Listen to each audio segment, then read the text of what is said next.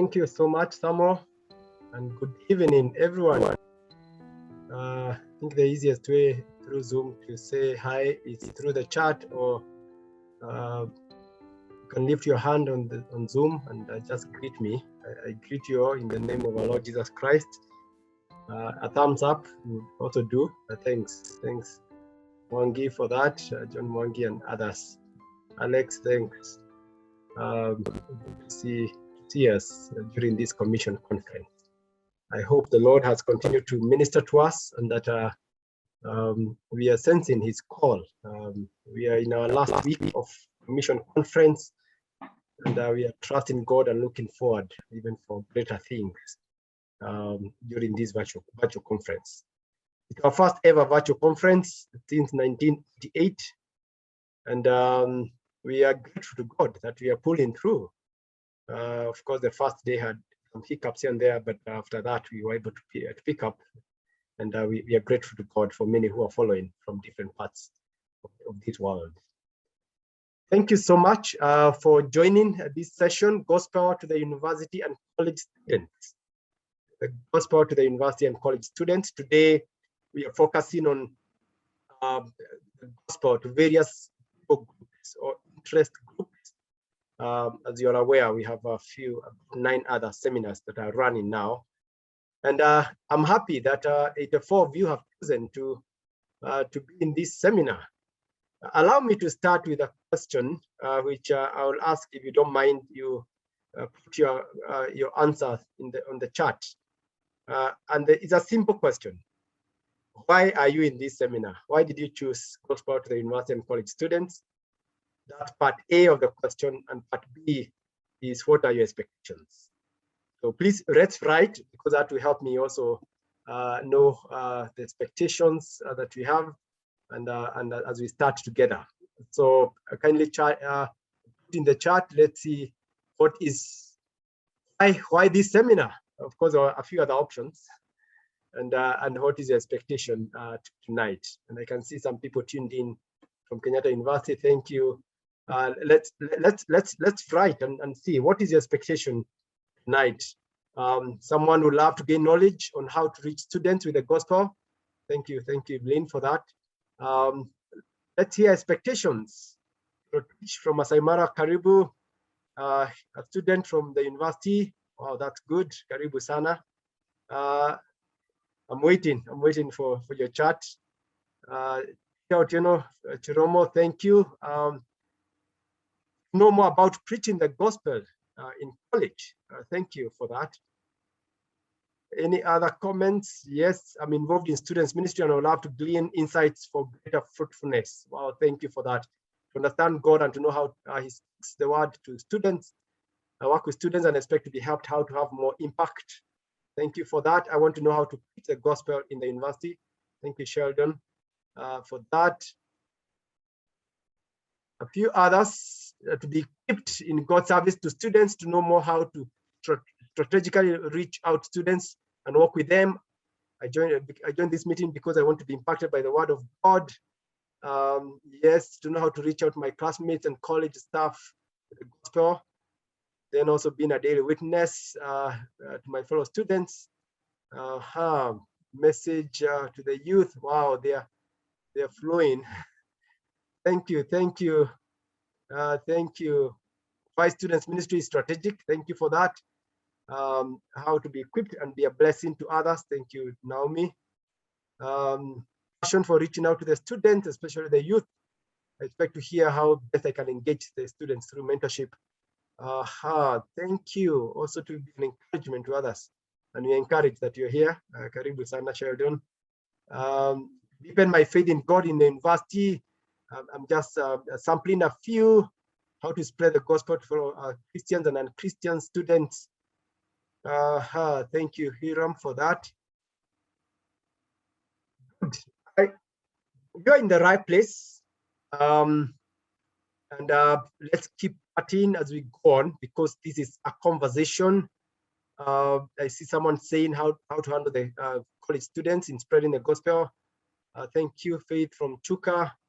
And as we go along, the conversation that we will have My idea tonight is to broaden our scope and give us a bigger picture on how strategic student ministry is. How strategic student ministry is, what our appetite. I know our appetite is already watered. That's why we're here. But to reflect on why student ministry is so important for us to be involved in. I may not necessarily go to the very specific strategies of how to reach out within campus, though I'll raise a few here and there. I want us to see the bigger picture, why student ministry is so critical. It's so important for us to be engaged in. And it's for that actual reason why I want to start by sharing my life journey and what I'm doing in Focus as a staff, and why I have I'm back. I just came back in July to serve as a team leader or the national director of Focus. I'll start with my life story, and I'll continue on with the charts. I think they're helpful. I joined the University of Nairobi in 1998. First year, quite of course naive as many first years are. From background that I would say it was an honor and a privilege to even manage to join the university, because not many my contemporaries were joining then. That's raw, naive first year called to the University of Nairobi. I didn't know much. I didn't know much about Nairobi. I didn't know much about the university. But before I joined the university, I was working in an evangelistic team, a village evangelistic team, the 2 years before I joined campus. Those years, we used to wait for 2 years. And there was this teacher who who was from campus, Kikuyu campus. And this teacher was teaching in a high school near my home. And he used to narrate how the CU was. He used to give me stories and show me Bible study guides, actually from Focus. And that somehow excited me about the CU. And it was such a privilege and an honor to be to be admitted to the university. To the extent, the first day I joined campus, I remember it was on a Monday in 1998. I got the room and I looked for the CU and I attended the CU meeting the first day. I attended the prayer meeting, and the rest is history, because I never missed any CU meeting since then. And before long, after a month or so, 2 months, God gave me courage. I gathered all the first years and we formed a first year's fellowship. The first ever then, because it used to be faculty fellowships, but this time around, gathered about 170 first years. And for whatever reasons, I became the self-proclaimed leader, and divided ourselves into families of 10 with a family leader, and started praying. We were actually praying in a day every week to pray and fast, and divided the hostels and started evangelizing our first year doing that. And was getting reports every week on the evangelism that was happening. And God did amazing things. I didn't know God was preparing me and opening me up for the gospel in the university and what that would mean. That was quite a robust fellowship, to the extent the executive committee called us and asked us, "What are you up to?" And we said, "We're just naively trying to turn the campus upside down for Christ. And we are fully members of the CU. And for sure, after a year or so, a number of us found ourselves in the executive committee. I found myself as a missions coordinator. In the third year, I became the CU chairman. And I keep joking that family leaders in first year, one of the leaders of the family, that fellowship, became my wife. So I'm a beneficiary of the ministry through this university and colleges. And that's a story for a different day, how that happened. My journey started then. I became the CU chairman. I was so excited in the CU, and having been a missions coordinator and evangelist preaching out there, you know how universities have missions every other time, inside and outside, in campus and outside campus. I found myself in Focus as a leader, student leader in the region as RSEC vice chair. RSEC is the Regional Students Executive Committee. Then then national student leadership as the vice chair. And that me actually the board of Focus. That those days it was called Focus Coordinating Council. And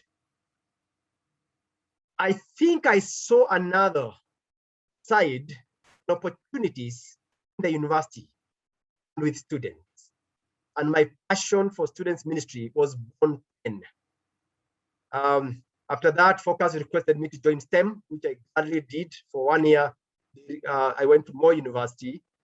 Then they requested I do another year, which I did in Mompani, where we were pioneering work. Focus was pioneering work, working with about 9 colleges then.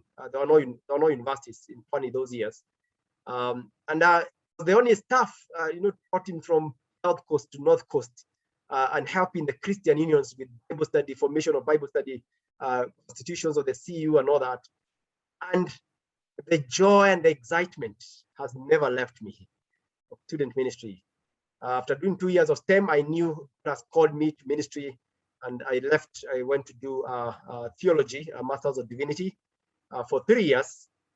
That time, I wasn't too sure whether I need to go back to Focus. Actually, I was planning to go to church because my church sponsored my theology, study of theology.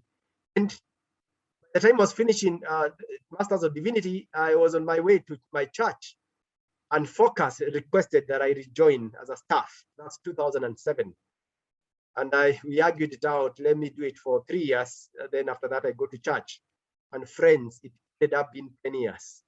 As a training secretary, currently CMF, that's campus ministry facilitator. For about 3 months before long, I became a regional coordinator for Southern Nairobi. Quite excited, and those days, remember bringing, we had about close to 20 Christian unions in Southern Nairobi, and bringing the first years together for retreat and nurture, and working with the CU as a CMF of main campus and University of Nairobi and Chiromo. And for long, became a STEM coordinator, coordinating the STEM program nationally. And then after that, I became finance and admin director for Focus. And I thought my work is done by 2013. But as I was praying, that time Focus work had really grown. We had expanded, and I'll share some figures later. And I was requested, applied to a position of deputy national director, came in, and I applied, and by God's grace, I became actually the first pioneer deputy national director. And my work was to actually start up regional setup of Focus, regional councils, and expand the ministry in the regions. Which I was so glad that God gave me that chance, which I did for 4 years. And at that time, I felt my time is up. I need to go to church. I felt I need to follow the students who I had nurtured for many years, where they go to church and see how they're behaving there. And with that, I joined Nairobi Baptist as a pastor. That's 2008, January. And I thought I'm settled there, doing a lot in operations and as a pastor until this year. Actually, mid last year, started putting some burdens in me for the youth and the young people of this nation, for mission mobilization and for equipping and mentoring. I didn't know how to express that. I actually didn't know I'm coming back to Focus, but in God's working, this year, former national director was exiting, and I was requested to come in. It was quite a major transition for me, but knowing that the privilege and the heart I have for students, I gladly said yes. And here I am, speaking to people who have also chosen to hear more about gospel to the university and college students. So join me in this journey as we explore why students ministry, the value and the treasure in students ministry. And have a few slides here. The journey we want to take this evening will take this shape, as you can see there. I want first to find out what I'm calling the youthful treasure. Youthful treasure. I call it treasure, and I trust that as we share, you'll be able to see why I'm calling it a treasure. The Bible that puts it forth, the book of Matthew, that where your treasure is, there your heart is. And the Bible encourages us to put our treasure where moth or thieves cannot steal. And I'm fully convinced that the youth are a treasure, especially in the university. And I'll help us see why that is the case and why I'm persuaded that. Then we'll be looking at the plentiful field, the plentiful field. The field is plentiful. And I'll be helping us with that text there that Jesus said, the field is plentiful. It's plentiful, and we need to pray to the Lord of the harvest to call many to this field. And then I'll be going to the cry for help, a cry for help, which I'll be putting forth as a cry for help. And then I'll be exploring on available and faithful vessels, available and faithful vessels.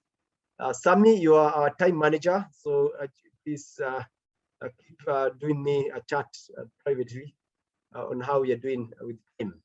I would appreciate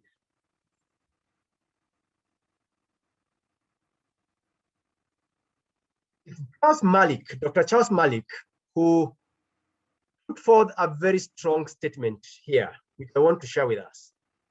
And he says, the university and the college is a clear-cut, a fulcrum with which to move the world. The university and the college is a clear-cut fulcrum with which to move the world. Change the university and you change the world. You change the university and you change the world. For those who are lovers of history, especially church history and general history, you will actually know how Christianity formed through the monasteries. It's a years, and those monasteries started actually centers of learning and universities, and those universities started shaping ideologies and started shaping the modern world as we know. And we are quite clear that actually you change the university and you're able to change the world. And this is actually where focus borrows largely our motto, where we say changing students, reaching students, changing the world. We reach students and we change the world, because university is a clear fulcrum with which to move the world. And in a short while, I'll just show why that is the case in quite an important way, as an important way to engage it. Youthful treasure. Why is a Christian student in the university a treasure?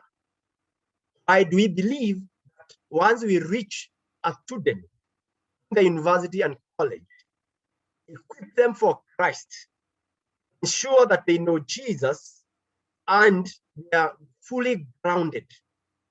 Why do we believe that's a treasure? And I put that forth knowing that I have experienced the two worlds of church world and also the student world. Yes, we are the church in the university, but I've also gone to what we may call the mainstream church and served for close to 4 years. And some of the things I want to share with us are convictions that have formed within me and actually that led me to come back to focus. And I'm sharing them wherever I'm going, because I believe there are strong convictions that once we buy them, we then get a strong commitment to reach out to the university and to colleges. We will not spare any energy, we will not spare any resources because of this treasure. As the Bible says, if a man finds treasure, he goes and sells other things, buy that treasure, get that treasure. So I have several things that I feel are extremely important as a treasure for student ministry. Why is student ministry so important? Why is a student, once reached with the gospel, become such a powerful tool in God's hands? Number one, that students, when they are reached out in the university and colleges, they have potential for global impact. Potential for global impact. Reach a student, actually you're changing nations, because students come from everywhere. By the time they meet in that university, whichever university you're in, whether Masai Mara, whether Pwani University, whether Masinda Morero University, whether Moi University, Koreri is the older name, it's now University of Eldoret, whether Embu University, Chuka University, Apakabete University of Nairobi, or name them. Those students, by the time they come to the university, they are from everywhere. They are brought from every part of this country. They are put together for 4 to 5 years. And once they are released, they go to everywhere. And you can't tell where they'll be. Majority yes, we'll be in this country, we have many who've been in different parts of the world. And that's why what we are saying, if you reach them when they are in campus and ensure that they are grounded and have a firm foundation, and they build their house like we see in the book of Matthew, as the Bible puts it, Matthew chapter 7. A story, of course, we know, chapter 7, verse 24, of the wise and the foolish builder. And if chance we help them build a strong house, it is built on the rock where they value the scriptures, know the word of God, know their identity in Christ, and then release them out when they are fired up for the gospel and as witness, you have no idea where they'll be impacted in this world. I'm amazed. This Sunday, I happened to, yesterday, I was in a CU where I schooled, University of Nairobi main campus. It was an associate Sunday, and I was preaching, and the associates had been invited. And they came in their numbers. And I was a CMF, or a staff for that CU for about 7 years, between 2007 and 2013 there. And I'll never forget one student, many of course. One was came as a naive first year, like they do, as I did in 1998. And this first year just loved the Lord. He was in missions department. And quite engaged in the CU with the leadership trainings that we do, Bible study, backing them and all that. And we parted ways. I left that CU. And three months ago, I saw on Facebook that someone has been nominated as a senator, has joined Senate, been nominated by the president, by the party, the president's party. And this was my first year, second year, third year that I worked with. We met this Sunday. It was such a joy.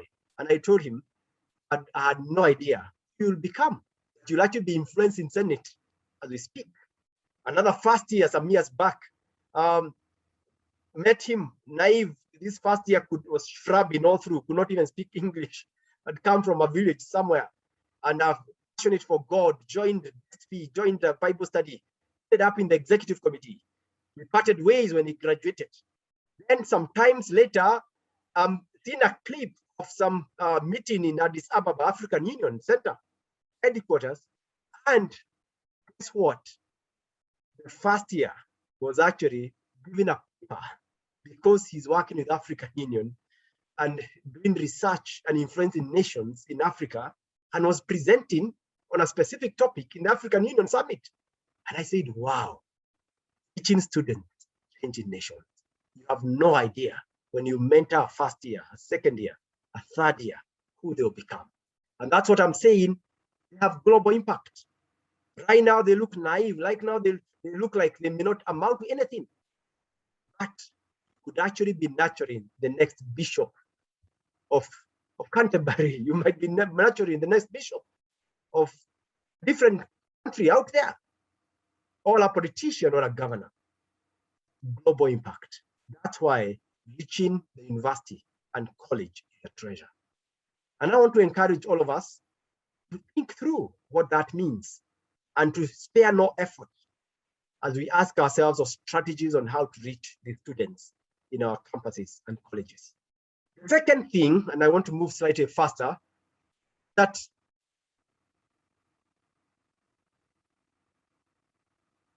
student ministry is strategic. Reaching out students in the universities and colleges is strategic. Why do I call it strategic? The term strategy simply means achieving much with less effort and less resources. It's being able to think, to act smart, to be able to achieve more result with less effort, with less resources. And what I find, student ministry, we have organized mass ministry. Thousands of students have been put together by the government. And to have a Christian union of 2,500 or 2,000 members or 3,000, as KU has it, and other CUs out there, the students are together and you are able to reach many. We wanted to have sisters ministry in that CU of 2,000 and you meet like 500 or 1,000 sisters or brothers on the other side, you're able to impact them within one sitting and impact many. That is quite different from many churches. By the time you gather those numbers, you'll have spent a whole year. But the student ministry, it's organized. They are ready. They are CEOs. Once we reach them, we're able to reach them in a much strategic way. Also, being the elite, because we're talking of the brain basket of the Christian mind, being the elite, we have a greater potential for greater impact, as we said, of the global impact. And for me, that's strategic, because if I can reach somebody who in 10 years will be reaching the 52 African countries, and that's strategic. Able to go where I can't go. The third thing, student ministry gives a chance, reaching out students in the universities and colleges, gives us a chance for to reach them out at a critical intervention age. What do I mean by that? The right age, the age where people make lifelong decisions, most of the time is between 19, 18 years, around 23, 24 years. That's the time they are making lifelong decisions about marriage, who to marry and who not to marry. The time they're making decisions about career. The time they're making decisions about their life. And if they make the wrong decision at that time, I can assure you, there'll be trouble in the future. Me and you know how many marriages are struggling because people made the wrong decision from the onset. Didn't think much, are not as wise as they were picking to marry, or in terms of choices of career, where they keep changing career now and then, and they're not fulfilled. And student ministry gives us an opportunity to reach out to young people at a critical intervention age, so that I can influence them. They make decisions about marriage, as they do relationships. I can influence them in the university. I'm sure that I'm reaching out and having a stable future for most of these students. And that's why it's a treasure.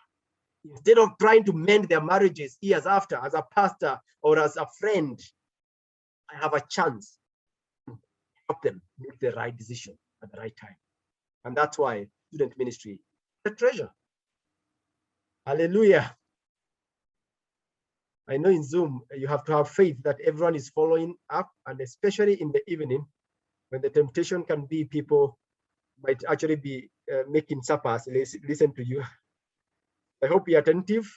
A thumbs up if you're able to click somewhere and let me see the thumbs up. I think that will help me know that we are still together. Okay, and I hope there are also some reflections coming through. Thank you for the hands up or the thumbs up.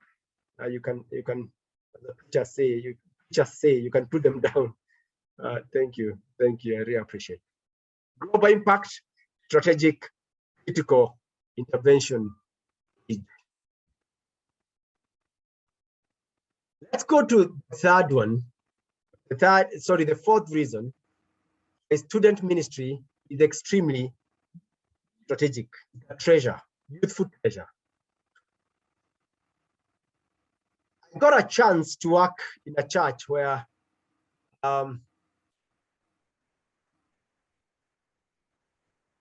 most of the members, a number of the members were quite elderly. And it was such a joy to work with people who are 55 years, 60 years, 70 years, and the like, because the church had the youth, the church had the middle-aged, but I was quite interested to work with the elderly also. And most of the elderly people there, I realized where they are, it's more of a sustenance mood. The mood is sustenance. They just want to finish well. They have stories of what they did for the Lord years back. But in the 5-10 years they have of active life, even in their 70s or 60s, you can only walk with them to be sure that they're going to keep it up to heaven. But one thing I find with students ministry, that student ministry is futuristic. When you invest in a student, you're investing for the future.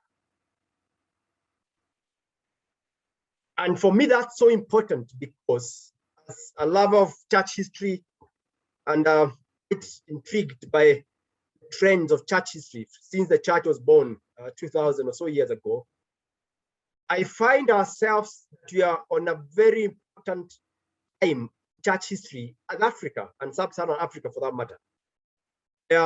You check out the book written by Philip Jenkins, The Next Christendom. Philip Jenkins, a small book, I love it so much. And he analyzes and says, the last about 50 or so years, the epicenter of global Christianity has shifted. 100 years ago or so, the global Christianity, the epicenter was in the global north, Europe is specific, and of course, North America and the like. But in the last 70 or so years, the epicenter, the custodian of global Christianity is now in the global south. Global south is purely sub-Saharan Africa, Latin America, and parts of Asia. We are the custodians of global Christianity now as we speak. And I will relate that with something I want to mention after. What I'm simply saying, we have the future with us, students. And when we invest in them and ensure that they are discipled for Christ, we are preserving Christian heritage because they're the ones holding the Christian heritage. To equip a student at year 20 of age, most of them, God keeps them for 60, 70 years, they have 40 plus more active years. So if you invest in 1,000 students, 1,000 times 40, we have 40,000 active years ahead of us. That's what it means. Invest in a young person. Invest in a student. And that's why it is a treasure.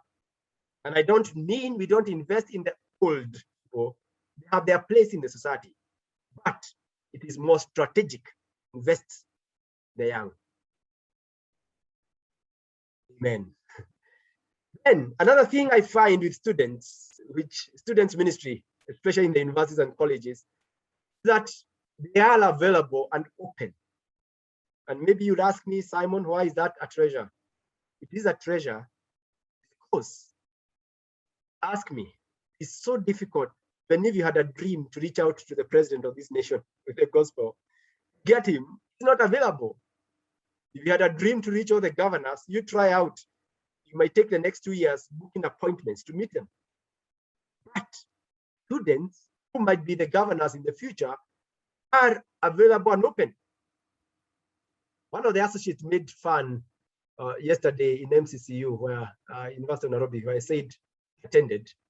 He was the MC, and he said how he invited some ushers to his house, and he was expecting 5 of them.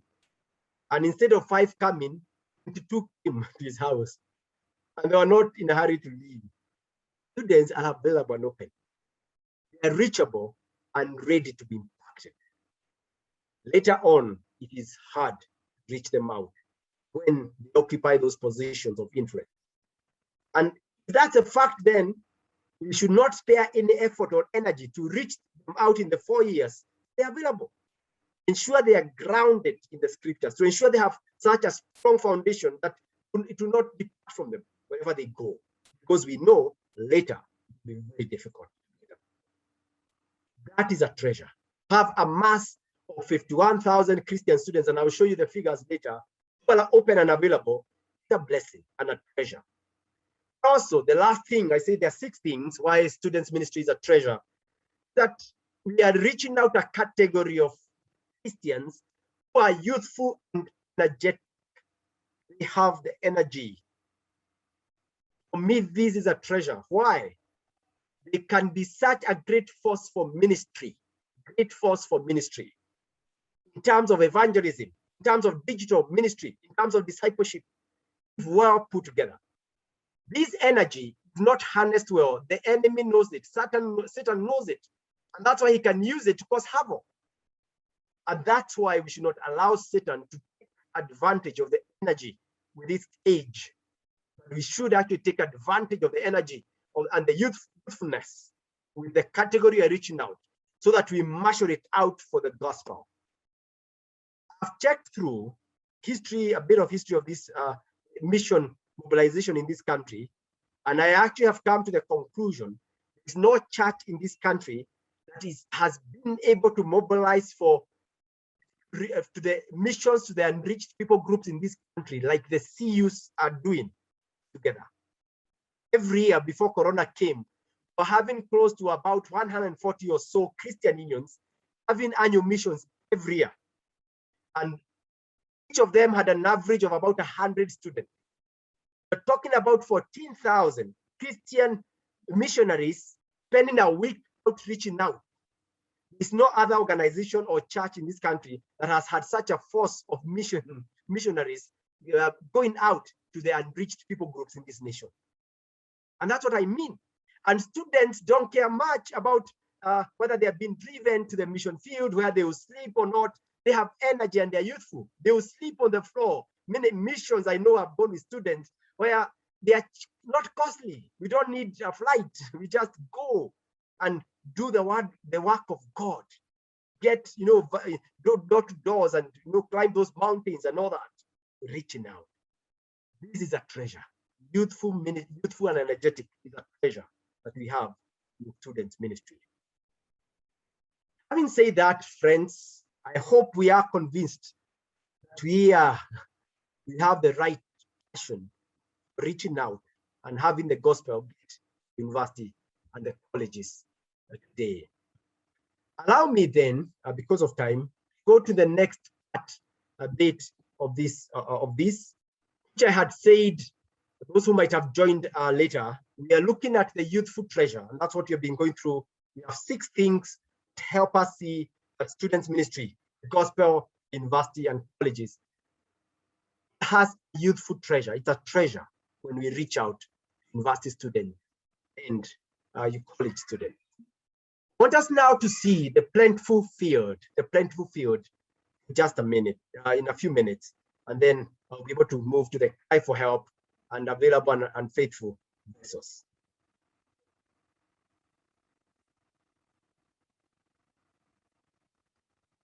I was quite keen to check out the results of 2019 census, the demographic survey that was done and the census that was done in 2019. Something came out that is quite unique.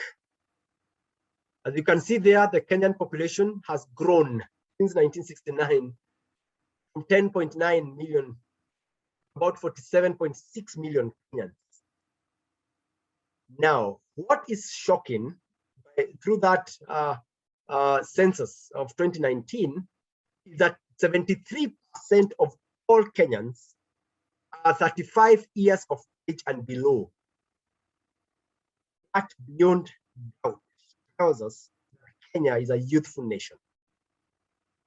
73% of all Kenyans are youth, are 35 years and below. That for me is a field that is painful. When you combine that with the treasure that we have and the opportunities to reach out to the students and the youthful place, you can actually say the field is painful. Let me just help you with some figures about focus, where we are, which will actually excite us in terms of plentifulness and the blessing of God of numbers. 2010, 2009, I was a Focus staff, and Focus was only working with 68 Christian unions.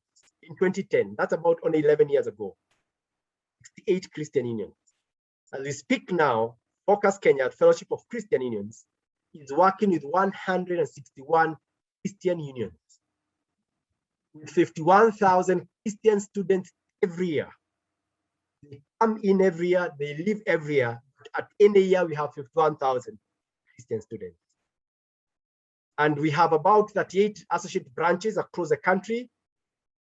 And as we speak, also, we have 16,000 associates in our database. And I'll mention something about that, especially for the sake of our associates who are in this seminar. Also for the students who are here, because a year after you become the associate. Associates simply are the graduates who have left our Christian unions. But Focus Kenya has only 81 full-time staff, 38 permanent staff, what we may call permanent, and 40 STEM staff. STEM is Students Ministry. Those are the ones in campuses. And the others, MCD, Community Development, we have two, and also we are starting a program we are calling STEM Church, where we will get some STEM staff and send them to church. But because of the work as it increases, and as you get to the cry for help, I'll show you the cry.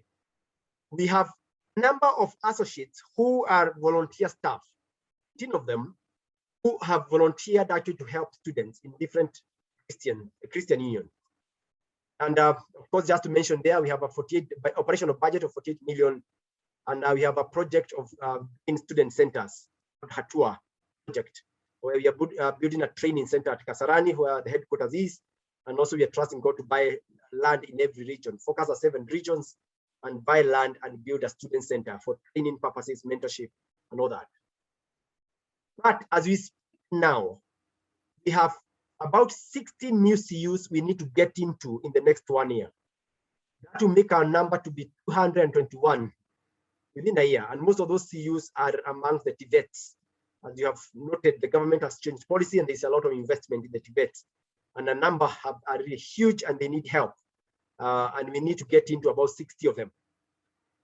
This is a blessing in many ways, because by the time we get to 221 Christian unions, we'll be having about close to 60,000 Christian students per year.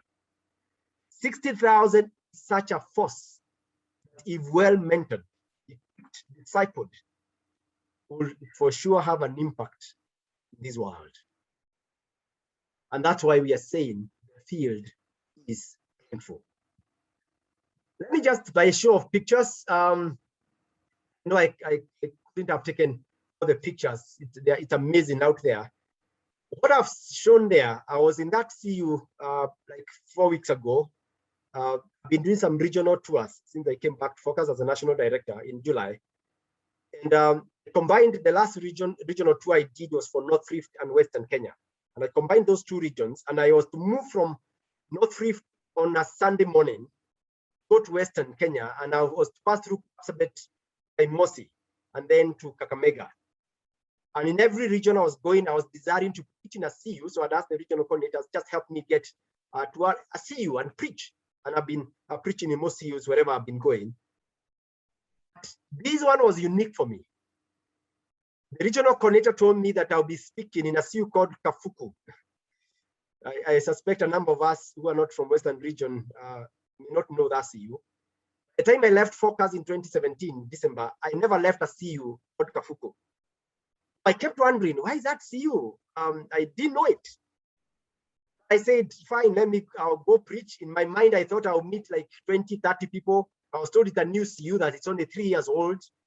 And it's the former Cheka Imosi Teachers College. Now it's a University College of Masinde Muliro. And I thought I'll just meet 20, 30 people in a small CU somewhere. Friends, let me tell you, when I got a bit late because we traveled that morning to Kaimosi, and by the time I was entering, the CU was going on, and I heard I heard some noise, and I wondered what is happening here. Got to the Christian Union and found 1,200 students gathered in the CU, and that's the picture that we took that time. This hall it's like a T, has two other sides, and they're all full of students. And I said, this can only be God's work. The field is painful. God has given us numbers. Students are thirsting and hungry. And this is the same story whenever you go to every other region. Students are staying out. There are no halls. You go to Egerton, I know there could be some from Egerton here, where they use screens and to broadcast what is happening in the main hall, because there is no hall that can fit them. You go to Chuka University, they meet in the Graduation Square, the pavilion. There is no hall that can fit them. Go to Embu University, where I was preaching there 5 weeks ago or something, and half of the students are staying out of the hall.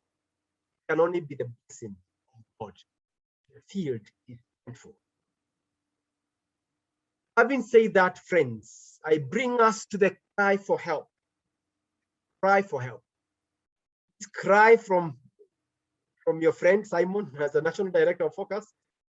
This cry, I think, from God asking us as we have joined commission, because I'm somebody who asks questions. Why has God done things at this time? Because maybe he wants us to do something. Why has God chosen Focus Kenya to have the numbers it's having? Why has God chosen Kenya to be a youthful nation? There must be a reason. And as we speak now, Focus Kenya, I understand from international body that Focus reports to, rather, what we call International Fellowship of Evangelical Students, where Focus-like movements around the world, and I think there are about 170 or so movements that work under the umbrella body of International Fellowship of Evangelical Students, where Focus Kenya is a member. We understand Focus Kenya now is one of the biggest movements globally. There must be a reason why God has made us and given us the numbers that we are seeing. And the cry for help first is the growing numbers. We must do something about it. As I've shown there, 161 CUs, over 60 more in Tibet, 51,000 Christian students. These 51,000, we change every 4 years. It's a different set. Meaning, in 8 years, you're talking of 102,000 Christian students. I can assure you, there is no church that has such a number in this country. Every 4 years, it's a different set. Meaning, in 12 years, you're talking about 150,000. A blessing of God. And that being a blessing, there's a cry for more workers. A cry for more workers. Because if we don't have more workers in the university and colleges, students are not with us forever. They have a short time with us, 4 or 5 years. And a few who stay for 6 years in medicine, or 6 years or something. But majority is 4 years. After that, they are gone. They are gone forever. We don't impact them. If we don't disciple them well, if we don't reach them for Christ, that's a missed opportunity. That's why we have a cry for help. We need more people. Join Focus staff. You can go back and reach out this population. We're asking for students themselves, see themselves, the Christian students, see themselves as agents of that call, so that God has blessed you as a student. Know the word of God, you're passionate for God. Do not sit down. Reach out to your friends who are struggling with discipleship. Be active in Bible study and encourage your friends to join Bible study so that we can have as many. Walk with many, mentor, because of what we call mentorship. Student can mentor others. I have many students who mentored me when I was a student, who challenged me showed me how to preach, who showed me how to. I'll never forget when I was in first year, my Bible study leader, a lady, I've never met her since then, who's over 22 years ago. But I always remember her taking me through studies from Focus. She was such a mother, visiting my room, encouraging me as a first year that I'll make it. And that's why I stuck in the CU, and I'm still there helping the students. As a student, please help other students. As an associate, if you're in this seminar, we are asking, come back and help us. Adopt a CU in your neighborhood, a CU near where you work.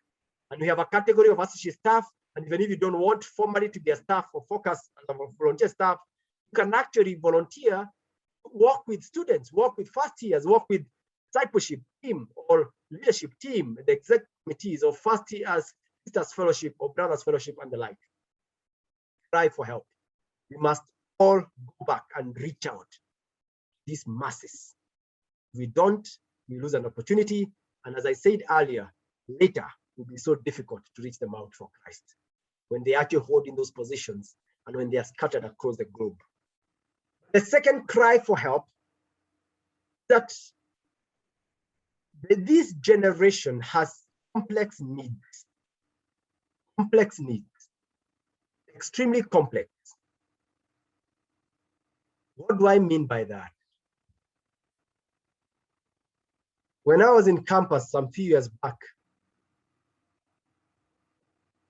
there was no phone. OCU, I think the first phone actually, the CU bought a phone.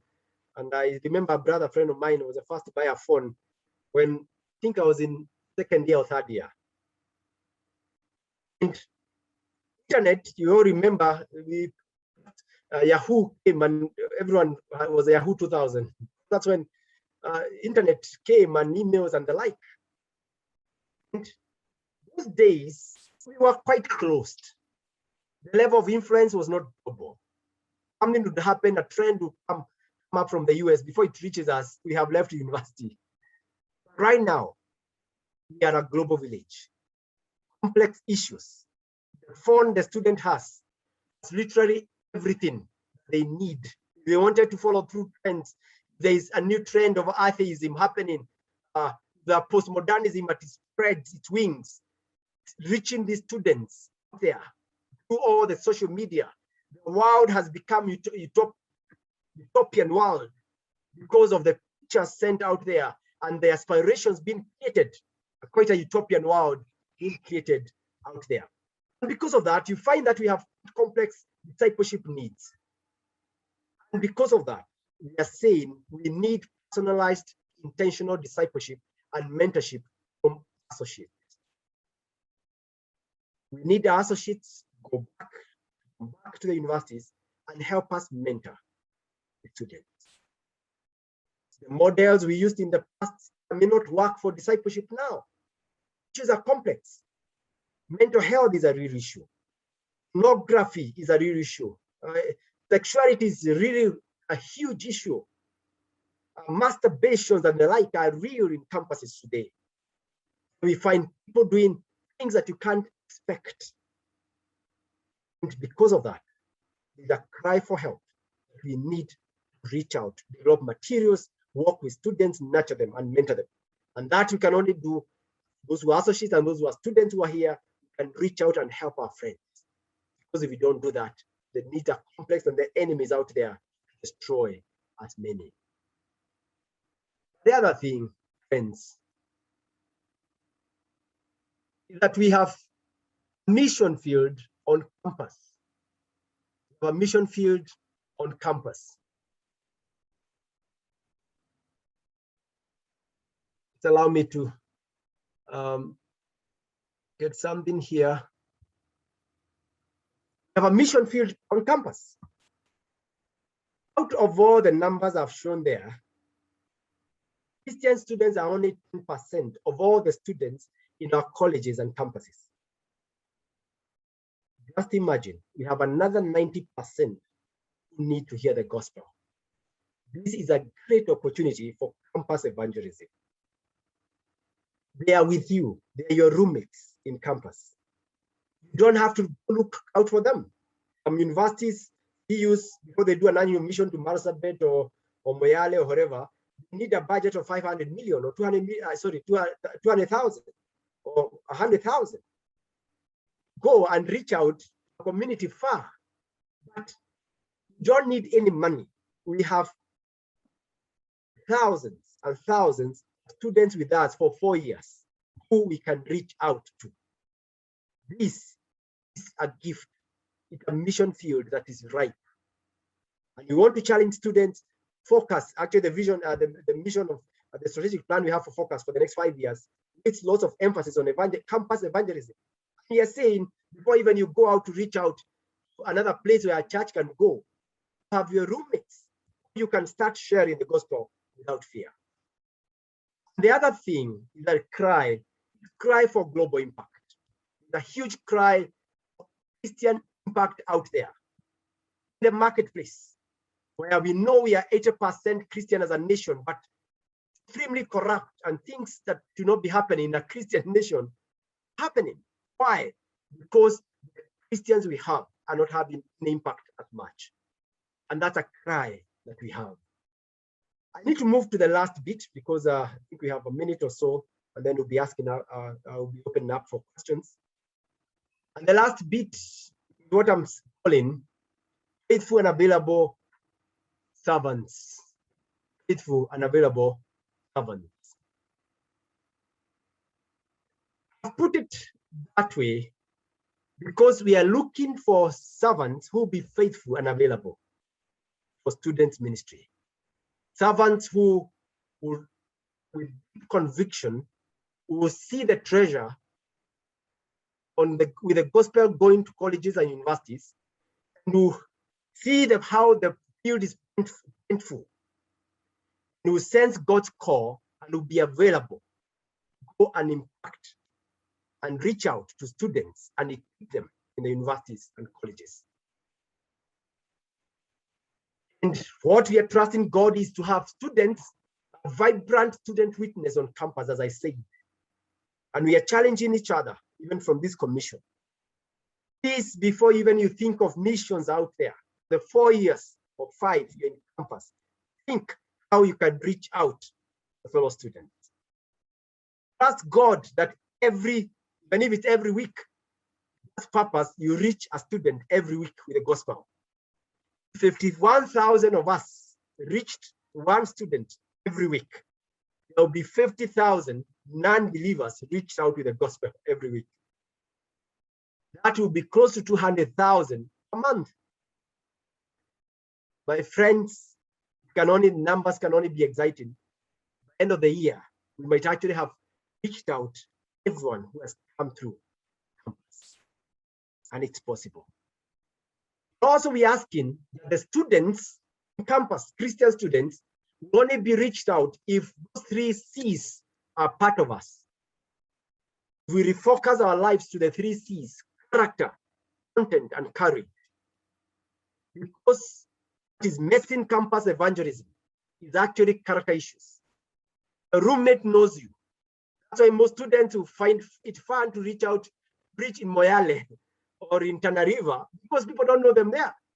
But your roommate knows whether you're a Christian or not. And if you go to preach to them and they know your character is wanting, they will actually question you. And that's why character needs to be worked on.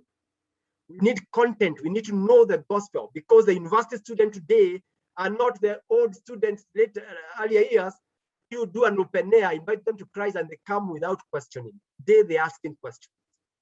A number are agnostics, a number are skeptics. Some are even atheists on campus, and they will ask you questions. We need to know the content of the gospel. We need to do apologetics, be trained on how to answer questions and know what it means to be a believer, so that you can reach out. But we need courage. So many Christian students today who are not courageous. Your neighbors don't know you're a Christian. Your classmates don't know you're a Christian. We need to inspire each other with courage. If we truly believe Jesus is Christ, we should not be scared. We should not be timid. I mean, if a multinational knows these are sellers of creams and things out there, or insurances, they are so convinced of it and they can shout it everywhere. Why are we scared of something that has eternal consequences? Courage. We need students who will be able to have character, content, and courage. We need a student world that is growing in word and prayer and witness on campus.